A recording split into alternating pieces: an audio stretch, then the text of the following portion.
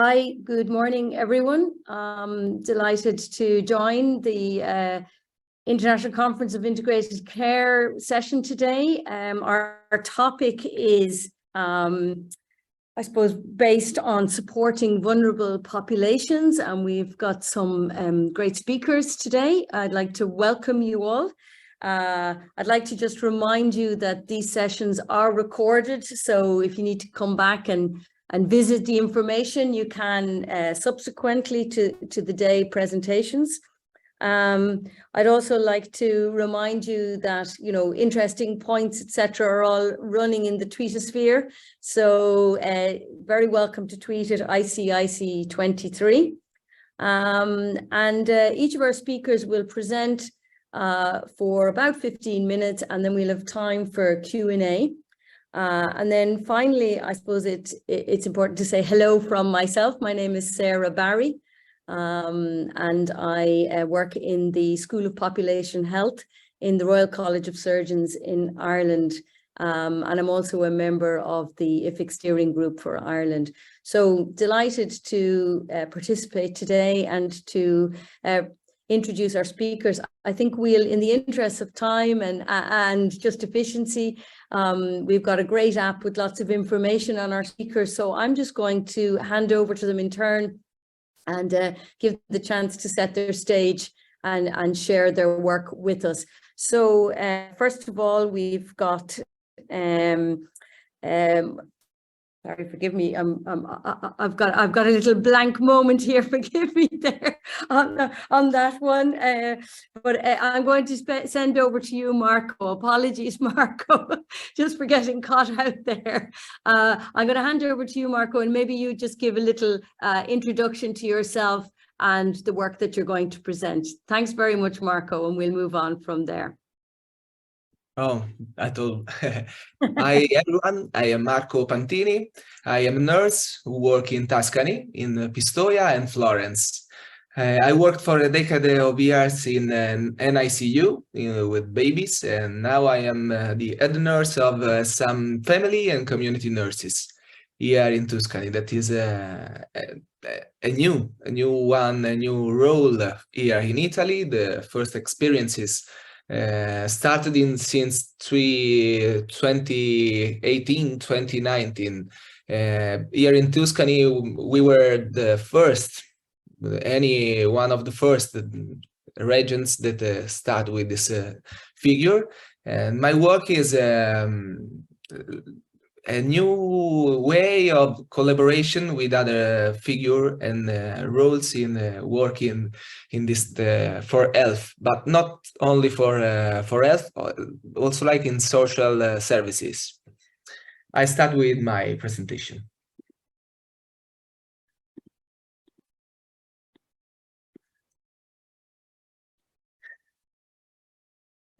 I am pleased to be here today as a presenter, I forgot it, and to open this day of exchange of ideas and knowledge. Today we are gathering virtually from different parts of the world to discuss a topic that is close to our hearts and a challenge to our society. We are here to talk about territorial healthcare, a topic that requires all of us to work together to find innovative solutions. Sorry, but this is not the first. Okay, this is the title. We believe that open dialogue and collaboration are the key to addressing our society's challenges. And we hope that this online conference can be an opportunity to stimulate new ideas and innovative solutions. And thank you for choosing us, and I wish everyone has a productive and inspiring day. The title of our work is Changing Landscapes, Helping Caregivers and Experience from Tuscany. The work originated from a working group consisting of myself and together with Dr. Barchielli, our department director, Dr. Zoppi, Dr. Alaimo, and Dr. Gasparetti, all nurses. The company I work for, Usl Toscana Centro, unites the three provinces of Florence, Prato, and Pistoia, and provides healthcare to a combined 1.6 million people, data of 2022. Care is guaranteed not only at the hospital level, but also at the territorial level, thanks to family and community nurses, of which I am coordinator together with Dr. Gasparetti in the Pistoia area. The growing needs for forms of support to families and caregivers who assist patients in fragile condition at home has generated a reflection by the family and community nurses operating in the territory of Pistoia in Tuscany. While multi-professional care interventions are guaranteed through an integrated care model, sometimes there is no possibility to support families in terms of allowing them the time for their life and home management activities for those who daily and full-time care the patient. The role of the caregiver takes on a relevant aspect in all those basic defined activities that present themselves constantly throughout the day and that are needs that determine the possibility of assuring, if satisfied, a level of well-being appropriate to the patient. Although the patient is untreatable, he or she is never uncurable. The healthcare professional take care of the person and of the caregivers until the end. This is a problem that we often have to some patient in a territorial condition. And this resolution gave rise to the idea of a project called Quick Assistance, aimed at expanding the available services at local level to make home the actual place of care. Where needs arise, care must be available to the patient and to the caregivers, not only to the patient. This is the way in which the Tuscan NHS engages with the population, that is, implementing the concept of integrated care at the micro level, with the ultimate goal of enabling the extended concept of patients, which mean patients and caregivers, to be at the center of the care coordination. In other words, the system is adapting to the real needs expressed by the population, filling some unintentional gaps that derive from an ongoing population knowledge process. Through a participatory approach, solutions are shaped. This was a case of a 63-year-old patient in the late stages of illness that couldn't benefit from the services offered by the system, being him under 65. Age above which the NHS provides for a very wide range of services designed for elder and fragile people. This was a patient that we followed for in illness. He's an oncologic patient. His wife can't help him. Needs to 2 hours of 2 hours a day for only surveillance. The wife was also a professional healthcare and made him everything. She have done everything to him, but he needs 2 hours of surveillance just to make some to do to the supermarket. But she can do that. And in that cases, we can't without make her paying to do some help, and so we have this idea. The main objective of the Quick Assistance project is the support to family and caregivers who assist terminal ill patient at home. Caregivers are a valuable support for the family and community nurse who often gets totally absorbed by the care of these patients. The main purpose of the project is to support and maintain the well-being of the caregivers, hence the patient, giving them the time for their life and giving them the chance to be efficient caregivers. The project was supported and is supported by the Società della Salute Pistoiese, and this society is a public entity constituted by municipality and local health authority that together exercise for the associated exercise of territorially, socio-sanitary and social activities in the capacity of the president, Dr. Celesti, and the director, Dr. Manelli, who welcomed and made possible the implementation of this proposal. proposal which was formulated by me and my colleague, Dr. Gasperetti. This less work in the Pistoia territory and their proximity to the community enables us to intercept our imagined needs. The project aims to provide support to families in the surveillance, but not only in the surveillance, also in the assistance and education of the frail user patient, and to support caregivers. It provides a package of 20 hours of healthcare assistant presence at home to be used by the family requiring them and provided by private firms. And it's all free for the patient. It's all paid by the Società della Salute. The activation of the service is guaranteed by the professionals network that revolves around the patient, like family and community nurses and general practitioners. They can identify a manifest, latent, or unexpressed need and provide the appropriate response. The project was started on the 1st of October 2022 and immediately provided and ensured support to various families in the territory of Pistoia. The project strengthens the implementation of care provision at home and is effective in reducing the caregiver burden to prevent a more serious condition as the caregiver's burnout. The latter becomes more frequent in the modern societies. That is due to changing cultural and social characteristics that have delegated the function of proximity and presence to external subjects. I thank you all for your attention to my presentation today. I hope you have found the information useful and interesting for your work, and I'd like to conclude my talk with a quote that sums up the message that we have tried to convey today. As Jane Goodall said, what you do makes a difference, and you have to decide what kind of difference you want to make.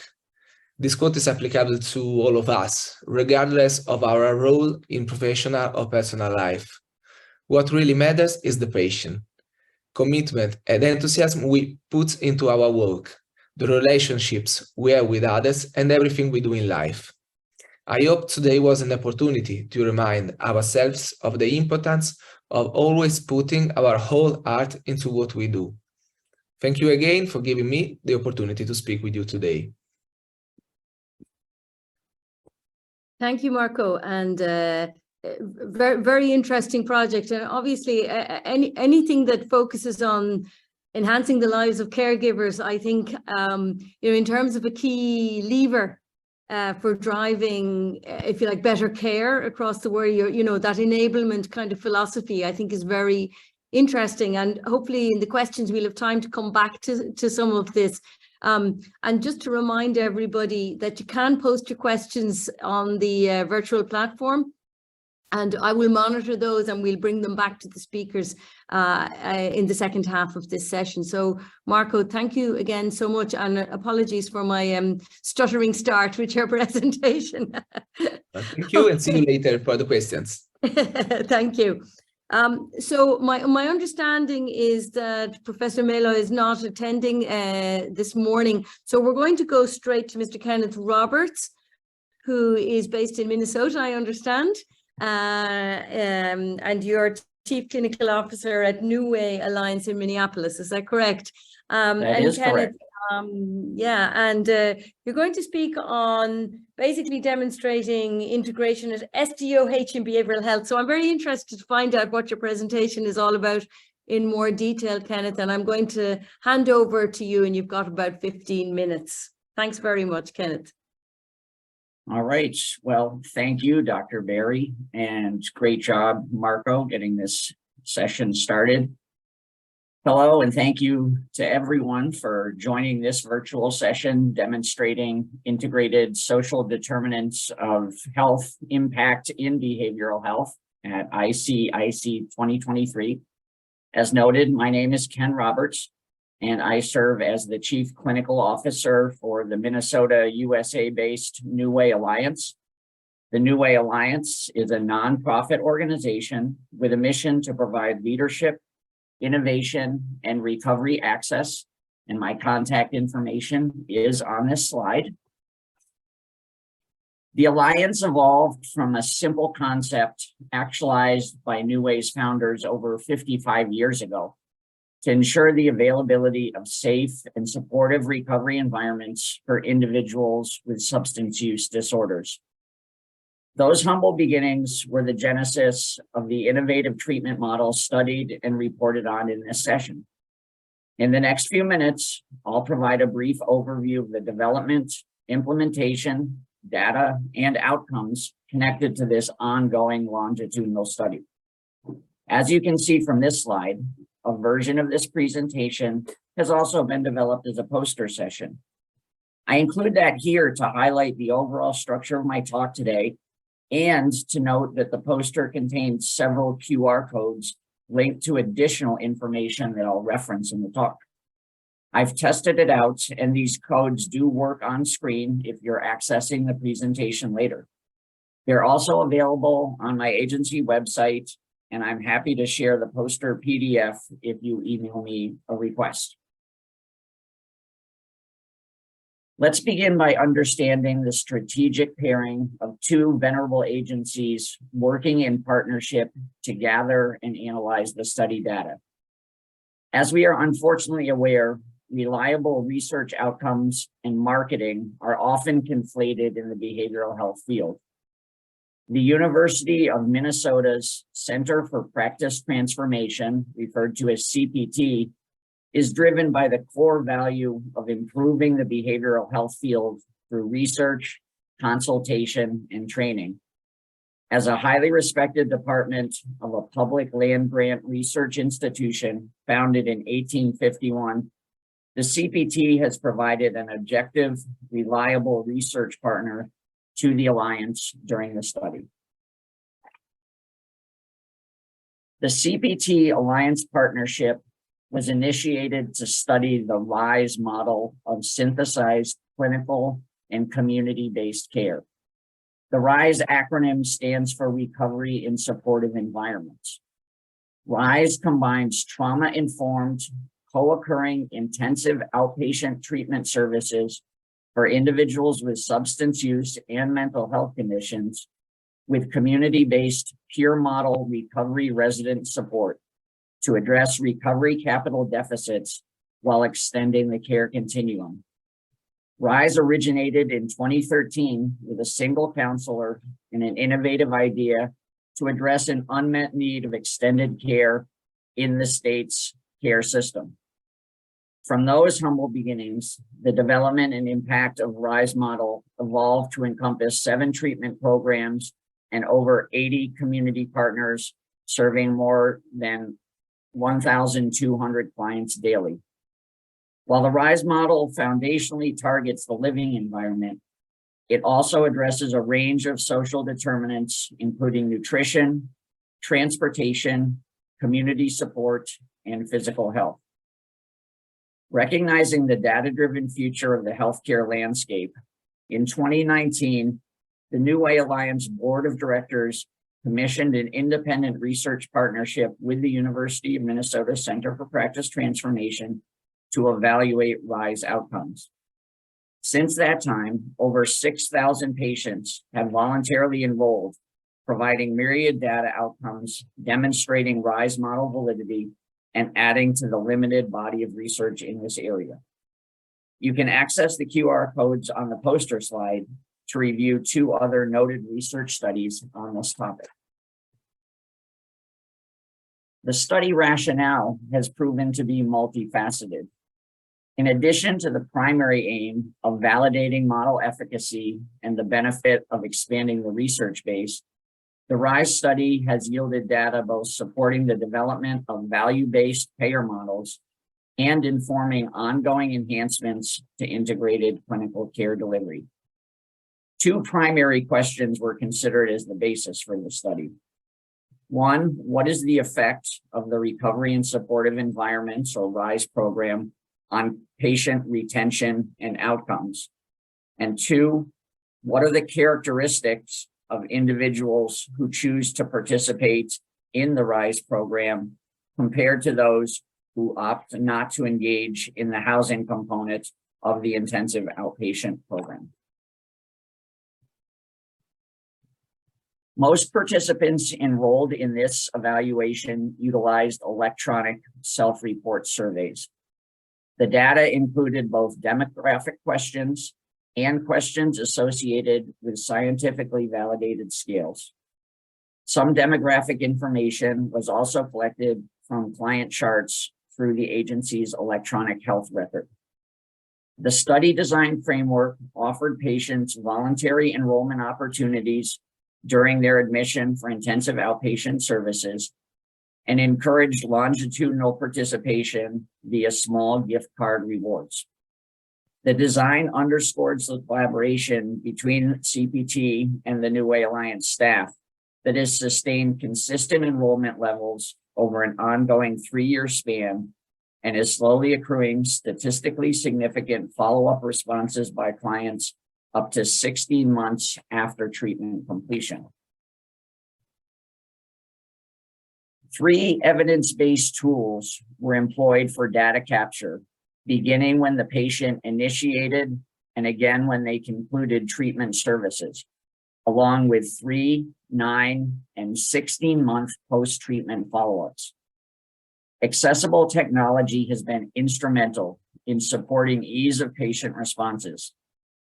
In conjunction with the well-known PHQ-9 and GAD-7 instruments tracking depression and anxiety, the Substance Use Recovery Evaluator, or SURE measure, was key in capturing the concept of recovery capital. The Substance Use Recovery Evaluator is a psychometrically valid outcome measure developed with input from people in recovery by researchers at King's College in London. The SURE measure uses Likert-style responses on a scale of 1 to 5 and requires participants to respond using their experiences over the prior week.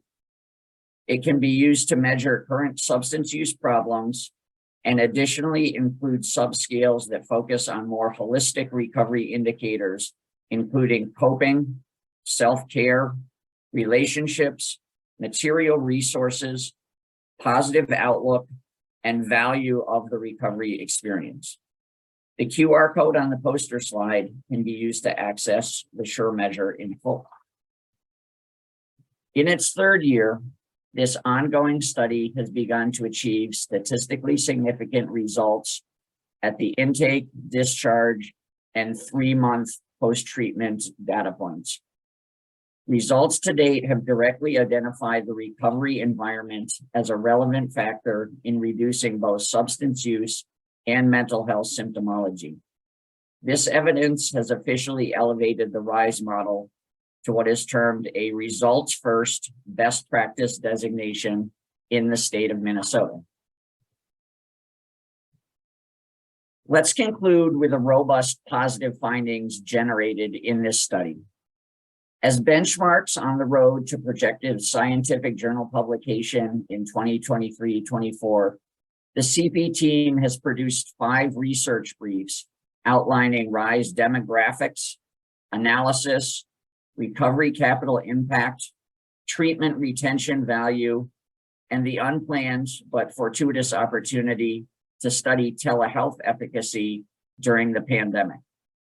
In summary, the overall results underscore the growing evidence that a care model integrating social determinants of health enhances clinical outcomes for individuals with co-occurring substance use disorder and mental health conditions in both the short and long term. RISE participation is associated with longer length of stay in treatment, higher rates of successful treatment completion, increased number of days abstinence from substance, reduced substance use and cravings, reduced anxiety and depression, improved coping without the use of substances, improved self-care, improved relationships, improved life outlook, and increased valuation of the recovery process. Overall, the results indicate that patients utilizing a recovery residence are doing better clinically than their self-housed counterparts.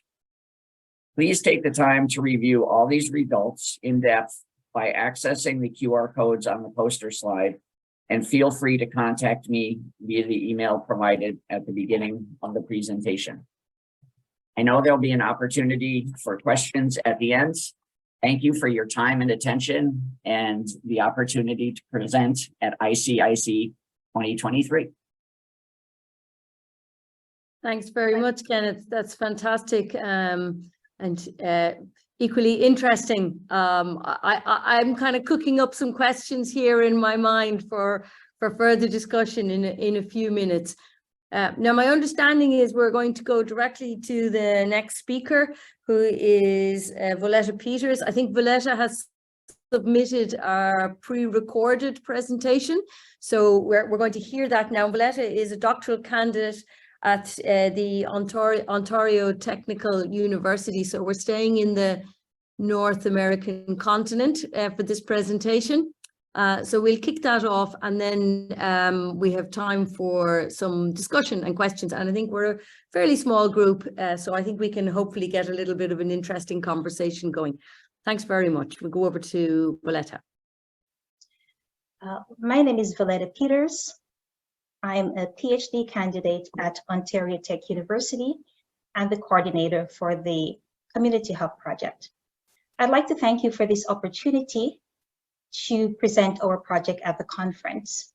I would first like to acknowledge other members of the research team, Dr. Winnie Sun, the project's principal investigator, Lugos Marginetti and Ala Sharma, research assistants on the project, and our community advisory committee.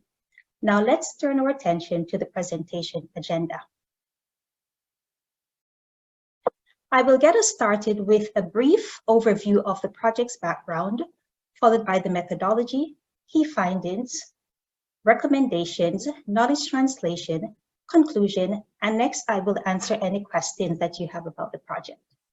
The COVID-19 pandemic severely disrupted healthcare, housing, and community resources, including washroom facilities, meal programs, and public transportation utilized by vulnerable persons, including individuals experiencing homelessness.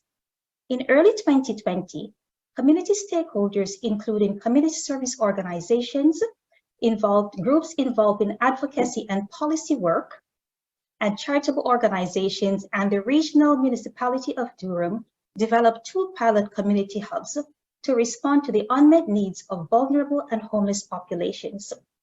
Service offered included medical care, housing support and referral, assistance obtaining income support, meals, counseling, and shower facilities. The regional municipality of Durham partnered with Ontario Tech University to evaluate the effectiveness of the community hub pilots in responding to patrons' unmet needs, to determine if the community hub pilots should be transformed into core services and implemented throughout the region. A community-based approach was employed to co-produce the research with community partners. 7 community hub patrons, staff, and Durham region staff representatives were recruited to participate in the advisory committee. They provided subject matter expertise on homelessness at the individual, organization, and system level. The committee co-created all aspects of the research project, including from the design to knowledge translation. The advisory committee allowed the research team to engage research participants as subject matter experts and members of the research team. This enriched the research process, empowered the participants, and enhanced equity in the research. The project employed a mixed method approach that included 4 phases. First, we conducted a review of the literature at the local, national, and international level that examined community hubs for populations experiencing homelessness. We identified that there was limited information that existed on this subject matter. One of the goals of this project is to help to fill that knowledge gap. Next, we conducted in-person surveys with 75 patrons at the 2 community hubs.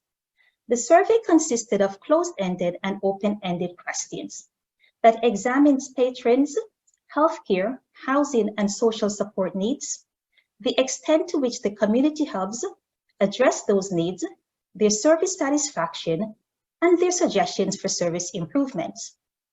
15 staff members completed online surveys that gathered their perspectives on delivering coordinated services within the co-located model, the extent to which the services address patrons' needs, partnership relationships, and their recommendations for service improvements. Lastly, we conducted virtual interviews with 7 key informants. The interview questions focus on the development and operations of the community hubs and the scaling of the community hub model across the region of Durham. Triangulating the data collection facilitated the gathering of a rich body of knowledge from diverse stakeholders. Similar to findings from other research, the majority of the community hub patrons were males, 73.3%, while 22.7% were females. By gender and two-spirited, comprised of 1.3% each. In looking at the age range, patrons 25 to 34 years comprised the largest group at 24%. Next was the 35 to 44 age group at 21.3%. Older adults between the ages of 55 and 64 years were at 20%. The data is beneficial for the design and delivery of community hub services that address the unique needs of each age cohort. Patrons were asked to rank their main areas of needs out of 9, with 9 being the highest and 1 being the lowest. It is not surprising that help to find housing was ranked at 5.3, given that over 70% of patrons reported that they were homeless. Physical health and instrumental needs were each ranked 5.2. The need for addiction counseling and mental health and addiction counseling were ranked at 4.6 and 4.5 respectively. The needs identified were worsened by the COVID-19 pandemic and the loss of access to services and resources. A high percentage of patrons reported experiencing positive outcomes from utilizing community health services. 68% had their food needs met. 66.7% reported that they experienced a reduction in social isolation. 61.3% accessed needed community services.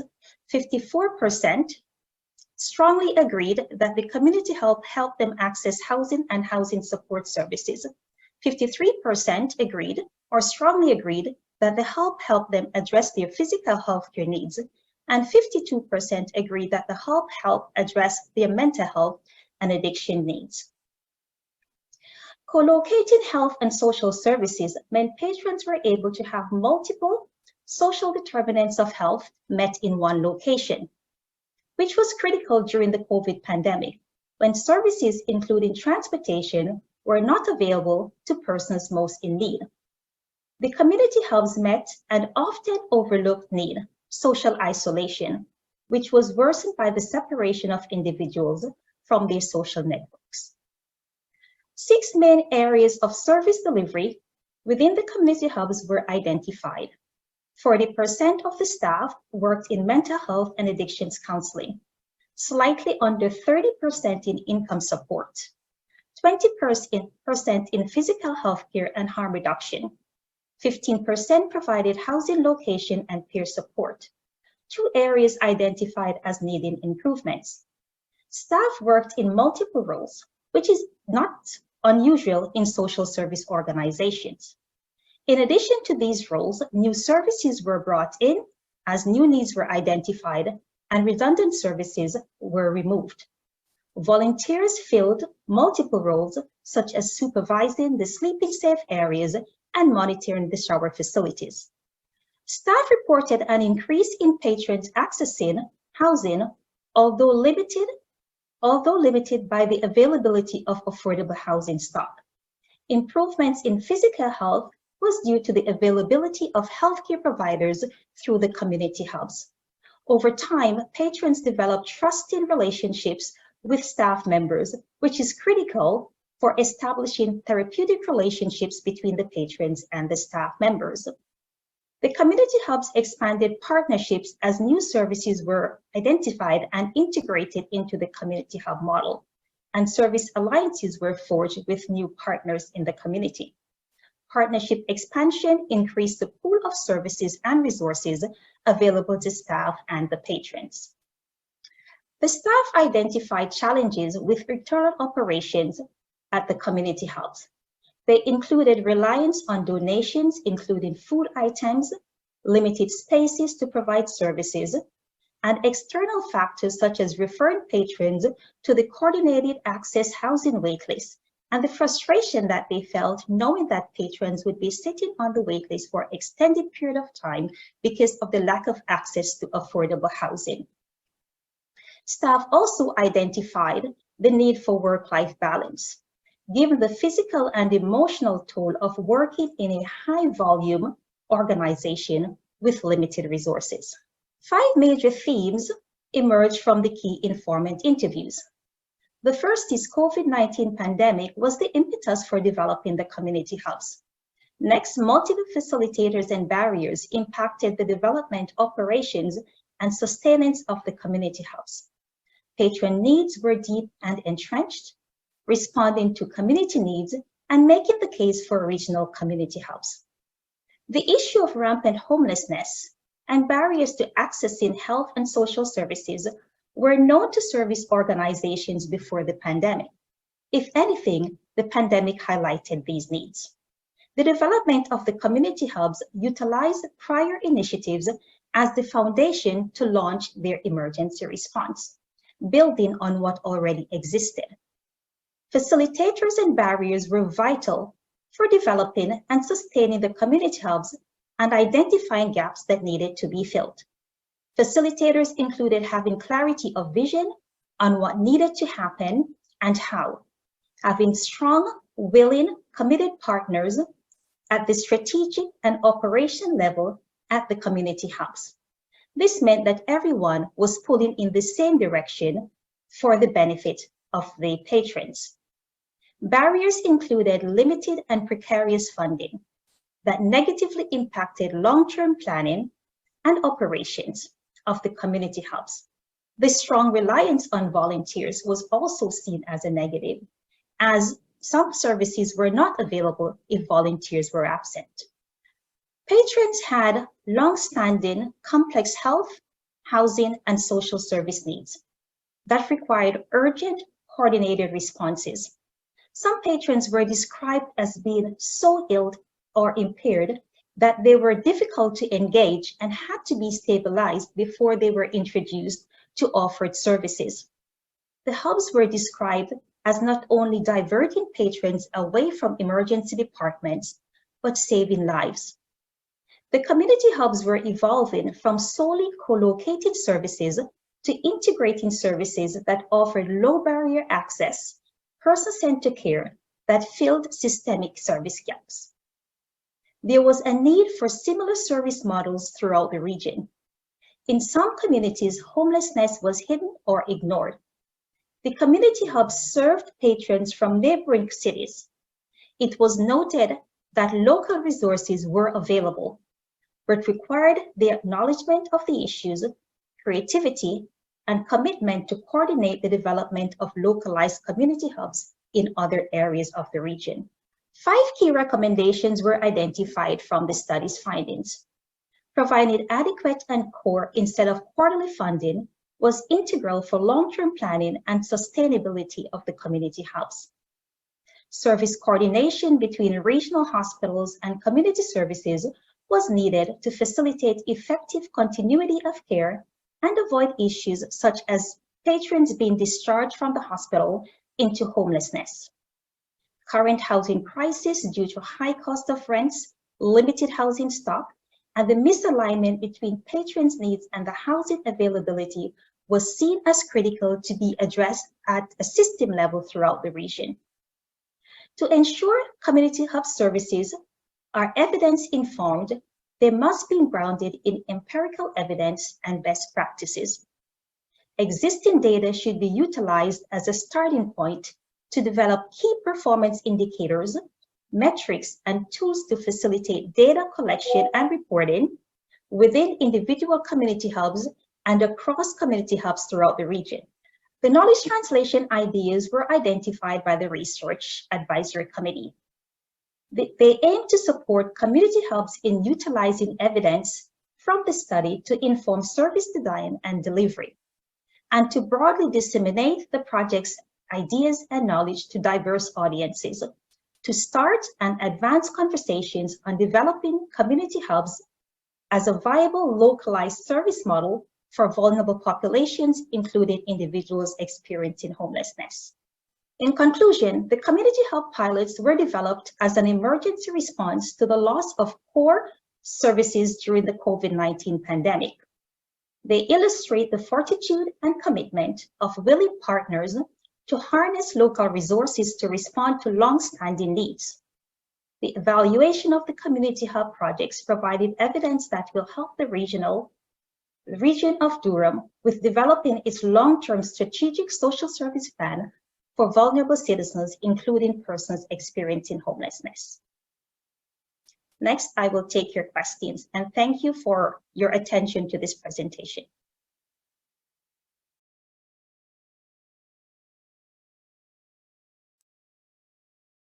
Great, thank you very much, Volletta. What I'm going to do now is we have plenty of time. I suspect we won't use all of this session because we, as I said, we have a lots of time, but we can certainly take maybe 10-15 minutes for some really interesting conversation and questions and engagement. So maybe Marco and Ken, I can ask you to turn back on your cameras. And I will also monitor if there are any questions from participants in the session. But I think given that this session is being recorded, I think there's a value in taking a little bit of time to, as I say, have some discussion on the basis of both of your presentations. And unfortunately, we haven't got Volletta live, but nonetheless, we can build on some of the points that she has highlighted there in her presentation. So without further ado, I've basically scribbled down a couple of notes here, and I'm interested to explore with you both a little bit more around ideas of maybe access, the sustainability of the programs that you both spoke about. I think Volletta highlighted also the importance of being able to measure and know how, what the outcomes are and how things are working, and a couple of questions around policy impact. So maybe, Marco, we'll just start with you, and maybe I could ask you around, in the particular kind of population that you were looking at, the carers, your understanding of carers as a vulnerable population, given that's the overall context of our session, and what you think are, if you like, for them, the particular challenges of access to that kind of support that they need to drive the care that they're giving. Okay, it's a big challenge because we realized that Pistoia is a city of 100,000 of people, and there's a big difference between the rural zones around Pistoia, which means little town, family caregivers, but families, wide families, okay? So the caregivers can be the cousin, the nephew, but here in Pistoia, often there is a mother, is a wife or a husband.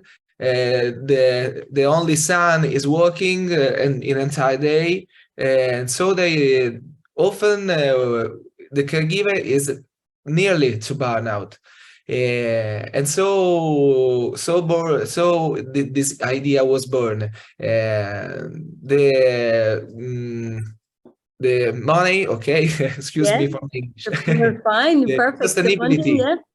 Yeah. The sustainability of this project was entirely due to this Società della Salute, which means health society, okay? Yes, yes. Which is constituted by the local health, so the comune, say, okay, and between the USL Toscana Centro, which means the NHS. In Yes. Italy, the NHS is public. The health is a right, a human right, considered a human right. So everyone, everything is considered an essential intervention of health is free for the patient and is paid by the Usl Toscana Centro. And so the Health Society giving us 20,000 euro for 45 interventions of 20 hours. It's very big disponibility from them, and it's I say the 65 years old because over the 65 years old there's another project called Pronto Badante, which means quick caregiver, quick professional caregiver in English, which provides 30 hours for one time in life of presence of an health professional in in Italy we call OS, which means social sanitary operator. And it's an help for the base activities for the day, and so these patients can't give the oncological patient often 50 years, for example, can't use this quick professional caregiver, this Pronto Badante. And so we have this idea. Now we have often this 20 hours is too big because the patient will die before the allocation is used up. Yeah. Okay. But we use the rest of the hours for another patient. In the last month, we have another goal, because these 20 years, we often, the family says us, what can we use these health professional caregivers to learn us how to clean my nephew, and so we are exploring an educational way to not only surveillance for this professional. Interesting. So to build the skill of the carers, even in terms of that, and we know certainly from the Irish system, we know that enabling people to stay at home whilst needing care is a big challenge and a big difficulty. Kenneth, I want to go to you and just pick up on this question a little bit. Now, you're coming from a behavioural perspective, and whilst Marco is highlighting the importance of funding and the kind of state support in terms of, or indeed private support in terms of driving the kind of ability to stay at home, from your perspective, from a social determinants of health perspective, I'm interested to hear your views on access, when actually maybe the biggest challenge isn't necessarily a funding challenge, but actually much more around those determinants of health and the context in which people are living. Yeah, I mean, I thought there was some nice tie-in also with the final presentation, right? And so, one of the things that is very common in our population, in contrast to what you described for the folks Marco's working with, is the majority of our patients, the home environment is not a safe or supportive place for them for all sorts of reasons. And so making sure that they have something that meets that need when they're engaged in their clinical care, so that they can actually show up the next day and be able to benefit from the work that they're doing in treatment. This is an area that is a gap, both in terms of need and in terms of funding. And so one of the reasons we initiated this effort was that our population, which is 95% plus Medicaid, meaning receives state funding for their treatment, over 50% of them we know are functionally homeless, and there is no mechanism to provide that short-term housing support during treatment. So we created a separate nonprofit foundation dedicated solely to that. And so when they're arriving for that initial intake, we're doing that assessment of their vulnerability in that housing segments as part of the intake, and they have the opportunity then to choose from any of those partners that we work with. So we don't own the housing, we don't oversee it, we don't run it, we just partner with all of these independent folks in the community and subsidize the individuals to live there, which really gives them a better sense of autonomy and efficacy in identifying where they feel comfortable. Some of these settings are large, some are small, some are dedicated to specific population like LGBTQIA. And so that gets them off on a sounder foot in terms of their ability to participate in care. Yeah, okay, thank you. I think it's really interesting. You know, obviously there's a kind of a solutions-based approach in what both of you are presenting, where you're kind of saying, look, let's find the path to support the population that we're working with. And yet, I think it's a real issue in the whole integrated care journey that we're all on, which is these kind of what we might call pockets of excellence, you know, really, really good projects. And we have this in Ireland.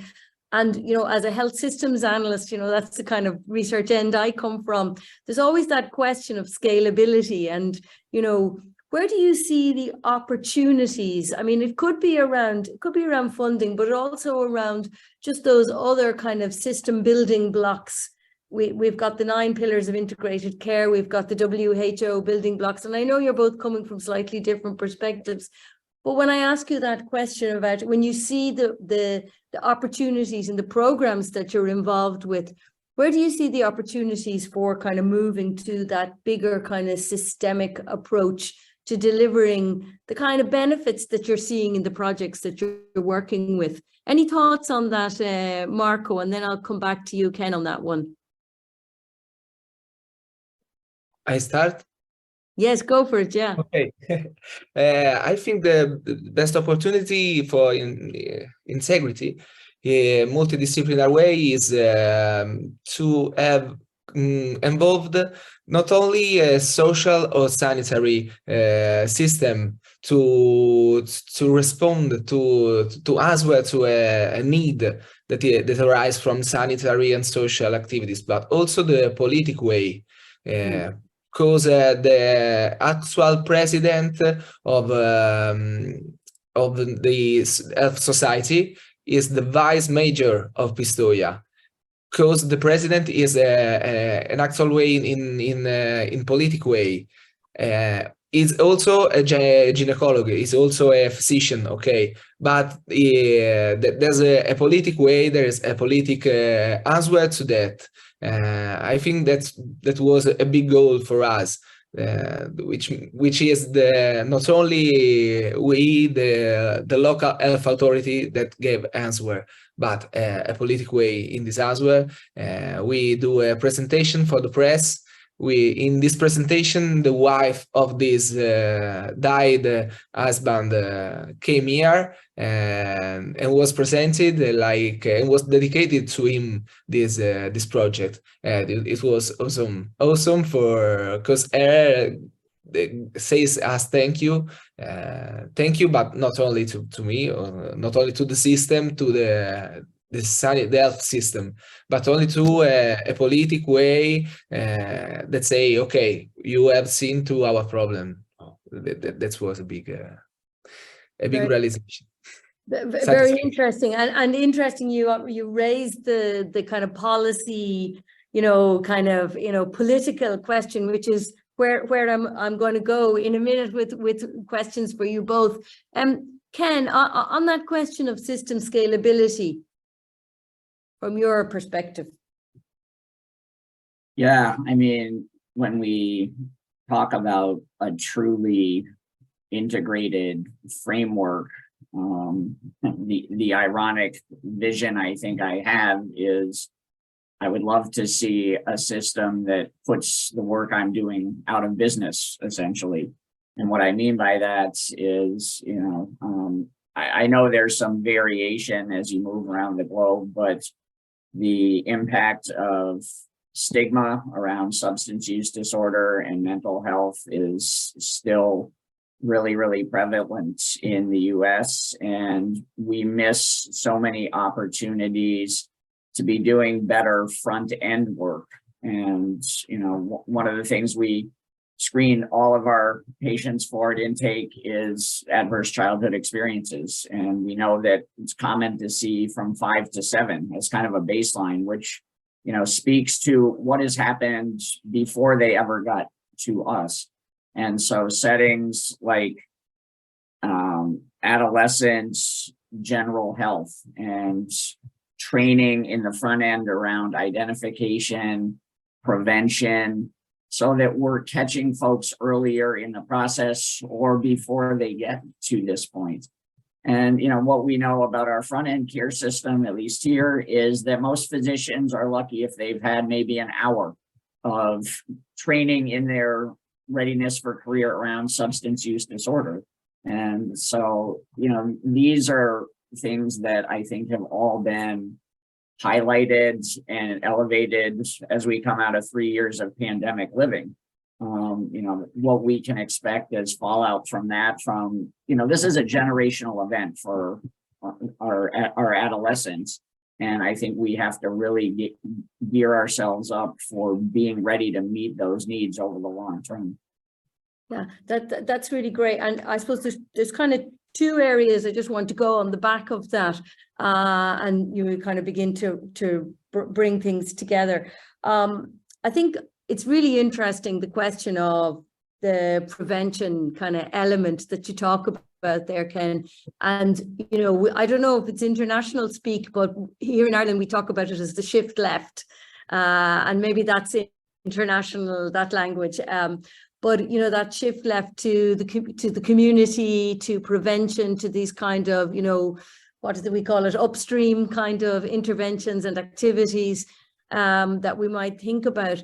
And in a way, I think a couple of years ago in the New York Times, Atul Gawande wrote about this and kind of more or less saying, well, look, it's not as sexy as, the surgical end of the things, which is what he does, but actually much, much more effective. And certainly something from where I'm at in the School of Population Health that we're trying to find the ways to sort of really encourage this shift. But, and I'm going to swing this back to a question now, is that, as Marco raised there, the whole political element is that how do we get if we call it the public discourse that can, number one, begin to understand the importance. I don't know about your parts of the world, but here in Ireland, we have a very hospital-centric care system.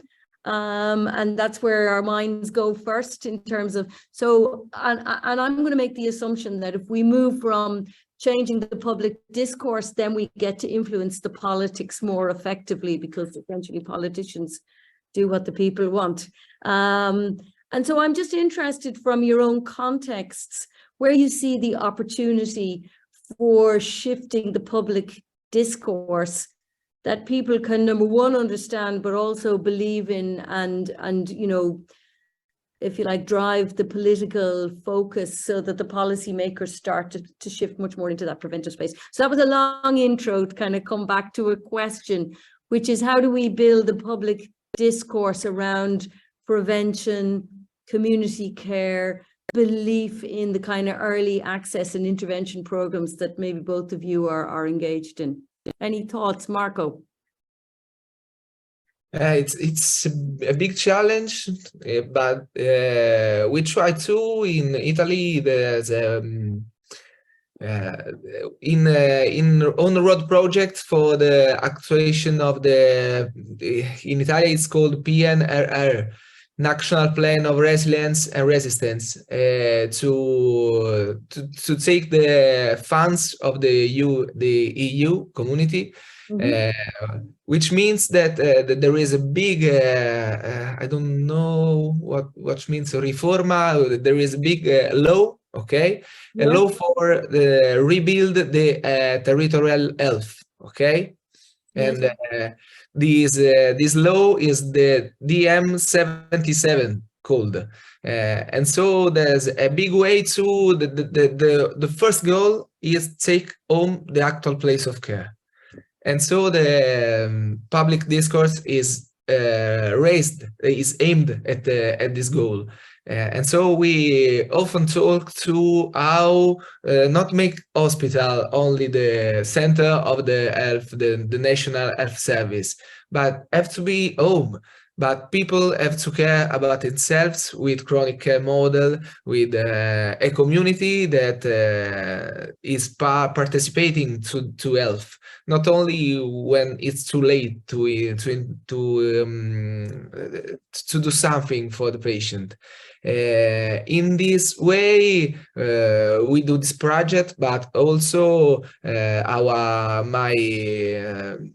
my society, which I work for, I'm working. There's a project that is starting in all Tuscany, not in full Tuscany, entire Tuscany. Sorry, but in Pistoia, Florence, and Prato, which means provides a fast response, a fast answer to only assistential nursing needs. Okay, so if we have in emergency room some, I don't know, old patients which needs only 24 hours of rehydration, intravenous rehydration, the physician starts to prescribe for his own 3 or 3 days of nurse presence.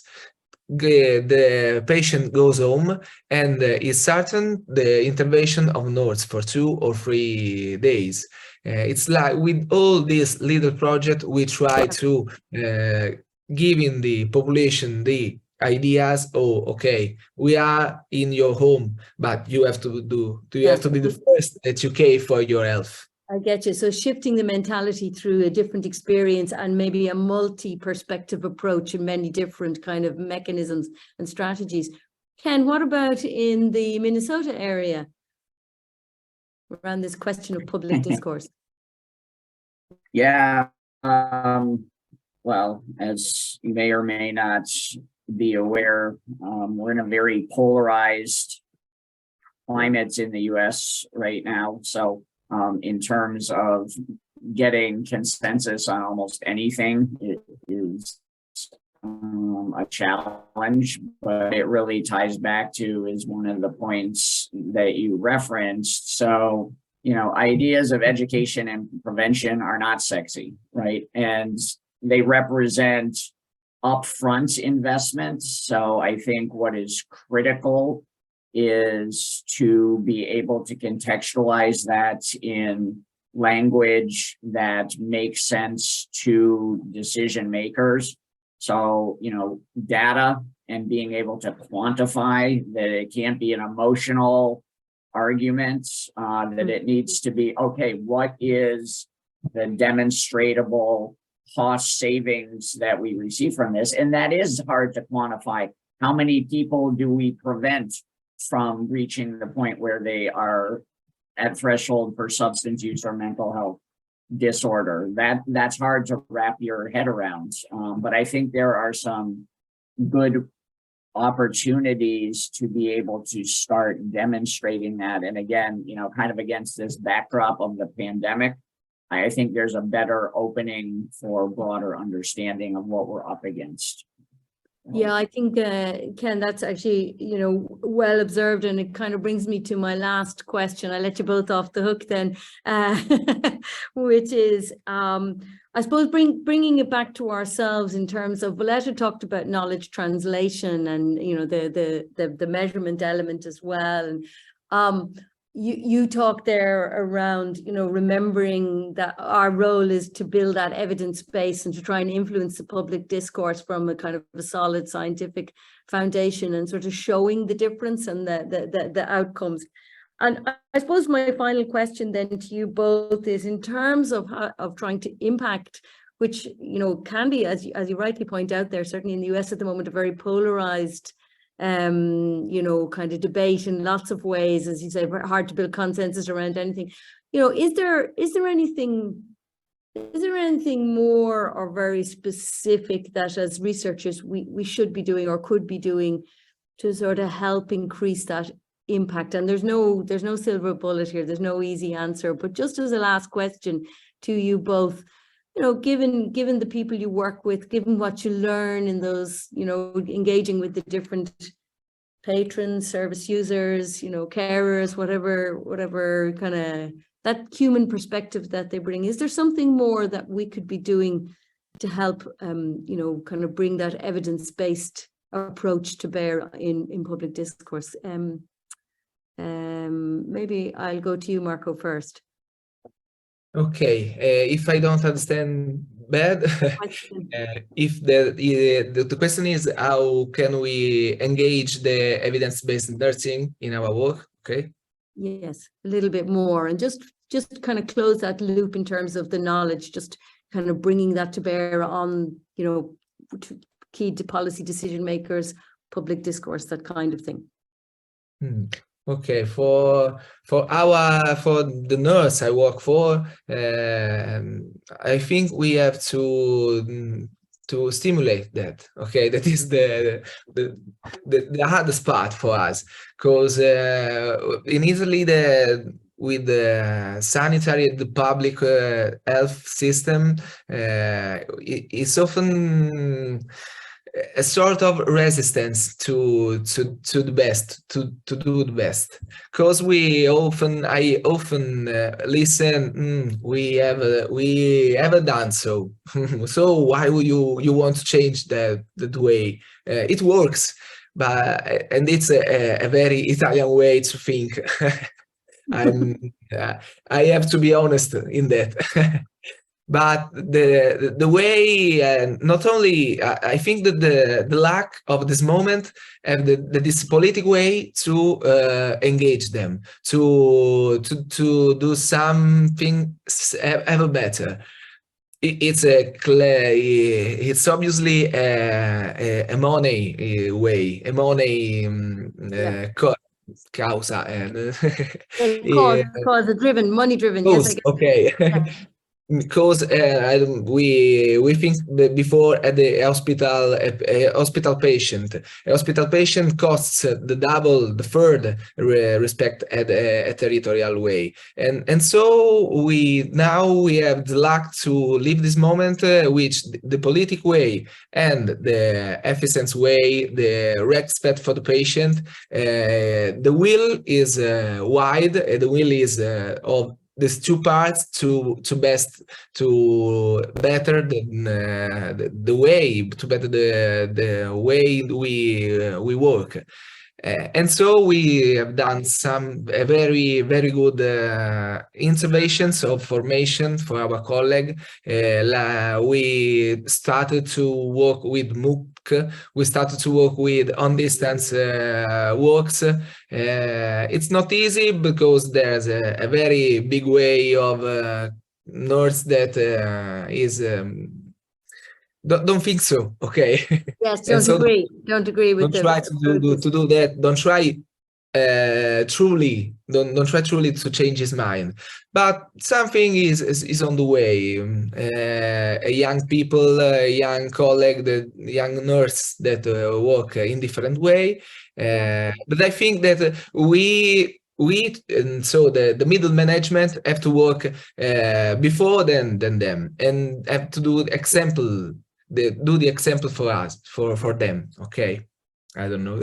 No, that's really great. You're highlighting, I suppose, that willingness to be innovative and also reflective, so that the approaches that are taking are strategically effective, and that takes a lot of work. Ken, I'm going to give the last word to you in terms of, you know, the challenge of knowledge translation and how we can bring the evidence to bear in what might be a fairly cold political climate. Yeah, well, you know, Marco's last remarks there kind of resonated in terms of what I was thinking, and that is really that, you know, as leaders, it's going to be critical for us in the days ahead to not just be looking at the work we're doing, but making sure we've got our head on a swivel and looking at the people who are doing the work. And, you know, from a workforce perspective right now, healthcare and the burden that places on those individuals, you know, I think we all have awareness of that in our sphere. But I think, again, there's an opportunity for better public education and narrative about the rate of burnout that's going on right now. And the fact is, it's hard to improve healthcare if we don't have any more workers to do it. And, you know, we're headed down a very challenging road right now. So I think it's critical to kind of have that dual perspective as we move forward and really be investing in our biggest resource, which is the people doing the actual work. Yeah, thanks, Ken. And I think that's interesting, given our session title of vulnerable populations. You know, we're actually thinking about that, the sort of the quadruple aim of health systems, that fourth aim, which is to support and make sure. And actually, I think, you know, it was there in your presentation, Marco, the idea that if the carers are supported, then the patients are going to have better outcomes. And you know, we know this. So I suppose this systemic way of thinking is really, really important, where we look at the relationships and the connections and how the outcomes are really impacted by that. I suppose we've had a fairly wide-ranging discussion around some of the challenges of delivering integrated care to vulnerable populations. And in a sense, I suppose the measure of our success in terms of integrated care delivery will be the measure to which there's less stigma, more access, and a more universal kind of approach to the delivery of the right kind of care services in the right places for whether it's homeless people, whether it's carers in the community, whether it's people who have, you know, fallen into the trap of substance abuse or mental health, with mental health issues, etc. I think our ability to deliver care to these various vulnerable communities and many more will be the measure of our integrated care, if you like, delivery success. So on that note, I'm going to draw us to a close because I'm sure you're both tired answering questions. You know, we had a little bit more time for our discussion since we didn't have Volletta live and our other speaker wasn't able to make it today. But let me just thank both of you, Marco and Kenneth. We'll also thank Volletta, and we'll thank our IFIC session supporter here, Grania, who's been sort of in the background, technically making sure that we're online and that we're on time and all in space. So listen, without further ado, I wish everybody a great ongoing conference. And it's been a pleasure, and it's been lovely to meet you, Ken and Marco. And hopefully we'll meet in real person at some stage, maybe in Belfast next year at the conference itself. Which would be a lot of fun. And I was very sorry not to make it this year in person, but I'll definitely be there next year. So Grania, I think you can draw us to a close, and thanks very much to both of you. Thank you, Sarah. Dr. Barry.